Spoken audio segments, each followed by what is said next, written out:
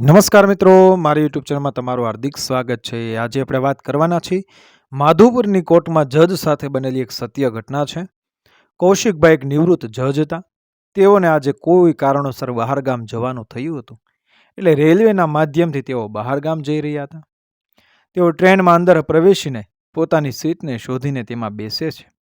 હજુ કૌશિકભાઈ બેસ્યા હતા એવામાં જ તરત જ સામે બેઠેલી એક સુંદર અને સુશીલ જણાતી છોકરી પ્રેમથી કૌશિકભાઈની સામે જોઈને હસીને અભિવાદન કર્યું. નમસ્કાર જજ અંકલ. તે છોકરીની ઉંમર લગભગ 20 થી 25 વર્ષની વચ્ચે છે. કૌશિકભાઈને અભિવાદન સાંભળીને આશ્ચર્ય થયું કે આ છોકરી કોણ છે અને તે કેવી રીતે જાણે છે કે હું જજ છું, અને સાથે સાથે એ અંકલ કહીને પણ બોલાવે છે. એટલે તે જરૂર કોઈ મારા ભૂતપૂર્વ સાથી કર્મચારીની દીકરી હશે અથવા તેઓના કોઈ નજીકના સંબંધીની પુત્રી હશે. કૌશિકભાઈ બેઠા બેઠા બધું વિચારી રહ્યા હતા. એટલે પેલી છોકરી કૌશિકભાઈનું થોડું જોખમ ભર્યું મોઢું જોઈ અને હસીને કહ્યું, જજ અંકલ, તમે મને નહીં ઓળખો. હું જ્યારે તમારા કોર્ટમાં આવી હતી ત્યારે મારી ઉંમર લગભગ 10 વર્ષની જ હતી. તે સમયે તમે માધુપુરની ડિસ્ટ્રિક્ટ ફેમિલી કોર્ટમાં જજ હતા. પેલી છોકરીની આ વાત સાંભળીને જજ સાહેબે તેને કહ્યું કે અરે, આ તો ખૂબ જ જૂની વાત છે અને હાલ તો મને નિવૃત્ત થયાને પણ 3 વર્ષ એ થઈ ગયા છે.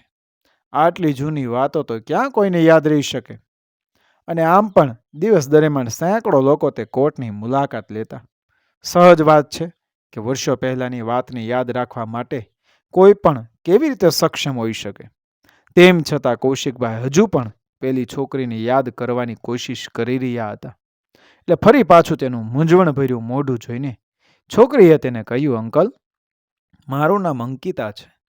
એ સમયે મારા માતા પિતાના છૂટાછેડાનો કેસ તમારી અદાલતમાં ચાલી રહ્યો હતો, અને તે કેસની કાર્યવાહી દરમિયાન તમે મને એક દિવસ પૂછ્યું હતું કે બેટા, તું કોની સાથે રહેવા માંગે છે. છોકરીએ આટલું કહીને જજ સાહેબને જૂની વાત યાદ કરવાની કોશિશ કરી. હજુ તો છોકરી આગળ કંઈ પણ બોલે તે પહેલા કૌશિકભાઈએ કહ્યું, અરે બેટા અંકિતા, તું? કૌશિકભાઈ એ છોકરી અને તેના માતા પિતાના કેસને કઈ રીતે ભૂલી શકે. ઘણી વખત કૌશિકભાઈ તેની કોર્ટમાં આવનારા કે અને ઝઘડાઓની બાબતને લઈને કંટાળી જતા હતા. પરંતુ તેની કોર્ટમાં જજ સાહેબની ફરજ દરમિયાન એક કેસ એવો પણ સામે આવ્યો હતો કે જેના પરિણામથી જજ સાહેબ સહિત બધા લોકો ખુશ થઈ ગયા હતા. કારણ કે આ કેસનો અંત હતો જ એવો આશ્ચર્યજનક અને એ આનંદપ્રદ. કૌશિકભાઈ તેની એ જૂની યાદોને એ વાગળવાતા કહે છે, અરે બેટા અંકિતા, માત્ર હું જ નહીં પરંતુ એ કેસને સંબંધિત જેટલા લોકો હતા તેમાંથી કોઈ પણ તને કઈ રીતે ભૂલી શકે. કૌશિકભાઈએ ફરી પાછું છોકરીને પૂછ્યું, બેટા તું કેમ છો, તારા માતા પિતા કેમ છે. મનમાં ને મનમાં કૌશિકભાઈ આ છોકરીને મળીને એ હરખાઈ રહ્યા હતા, અને ખાસ કરીને છોકરીને ખુશ જોઈને તેઓને ખૂબ જ ખુશી મળી હતી.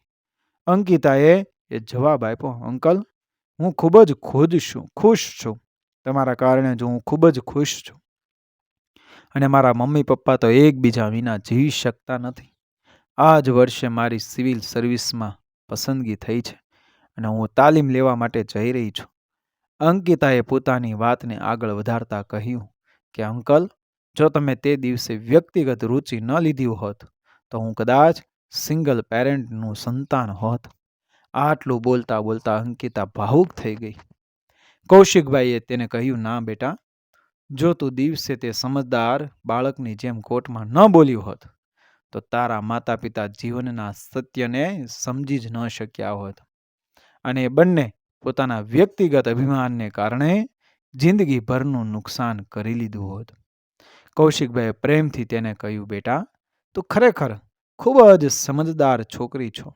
કૌશિકભાઈના આંખની સામે જાણે સમયનું ચલચિત્ર ચાલી રહ્યું હોય એ રીતે તેઓને બધું યાદ આવી રહ્યું હતું.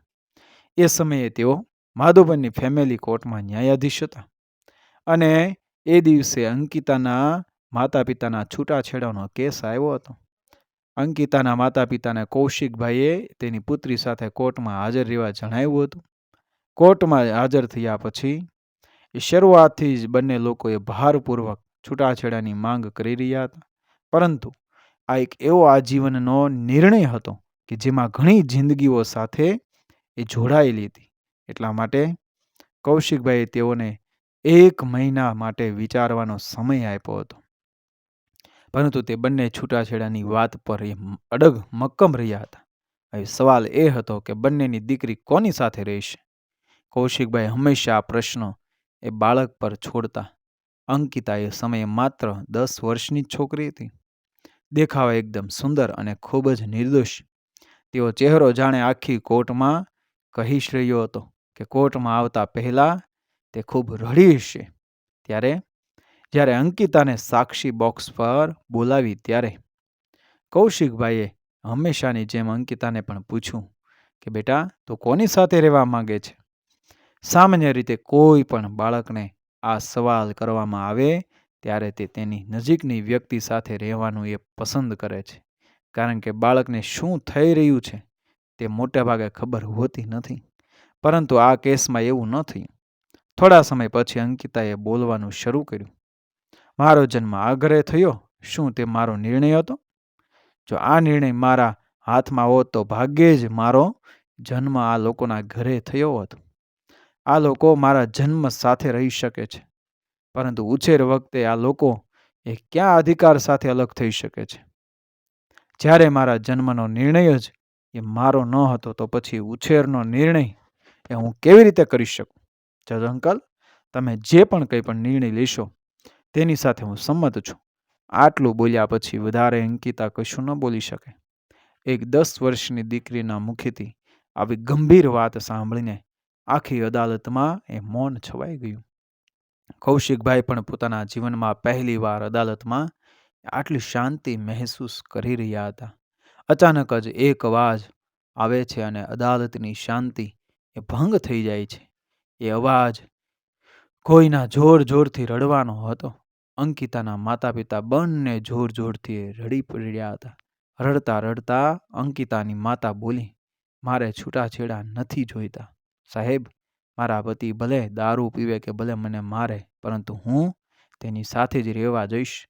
મારી દીકરીનું જીવન મારા જીવન કે મારી લાગણી કરતાં પણ વધુ મહત્વપૂર્ણ છે. મારી દીકરીને અત્યારે તેના માતા અને પિતા બંનેની મદદની જરૂર છે.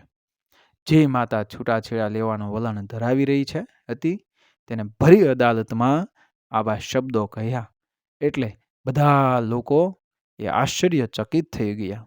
અંકિતાના પિતા જગ્યા પરથી ઊભા થઈને પોતાની પત્ની પાસે જાય છે. બંને હાથ જોડીને તેની માફી માંગતા કહે છે, મને માફ કરી દે સુધા. હું આપણી દીકરીના સોગંદ ખાઈને કહું છું, હવે હું ક્યારેય દારૂ નહીં પીઉં.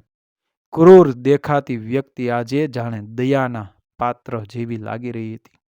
અંકિતાના માતા પિતા બંને એ હાથ જોડીને કૌશિકભાઈને કહ્યું, જજ સાહેબ, અમે બંને અમારી છૂટાછેડાની જે અરજી છે એ પાછી ખેંચીએ છીએ. અને ત્યારે કૌશિકભાઈએ સામે જવાબ આપ્યો કે ખૂબ જ સરસ, દીકરીનું સુખી ભવિષ્ય આમાં જ રહેલું છે. અદાલતને આશા છે કે તમે બંને લોકો હંમેશા એ સાથે રહેશો અને પરસ્પર એકબીજા સાથે સારો વ્યવહાર કરશો. કેસની સમાપ્તિ થયા પછી એ કૌશિકભાઈએ ખૂબ જ ઉત્સાહિત થઈને સમાપ્તિ ઉપર સ્ટેમ્પ માર્યો. આજે મનોમન કૌશિકભાઈ હરખાઈ રહ્યા હતા, કારણ કે તેઓની જિંદગીમાં આનાથી વધારે રસપ્રદ કે આજ સુધી તેઓએ જોયો નહોતો. આજે કૌશિકભાઈની કોર્ટ ખરેખર એ ફેમિલી કોર્ટ જેવી દેખાઈ રહી હતી કે જ્યાં એ એક પરિવારનું મિલન થયું હતું. મિત્રો, વિડીયો પસંદ આવ્યો મારી ચેનલ સબસ્ક્રાઈબ કરો, ફોલો કરો, શેર કરો. મળીએ આવી જ ઘટનાને પ્રેરણાદાયક વાર્તાઓ સાથે આગળના વિડીયોમાં. બન્યા રહેજો મારી ચેનલ સાથે. જય શ્રી કૃષ્ણ. રાધે રાધે.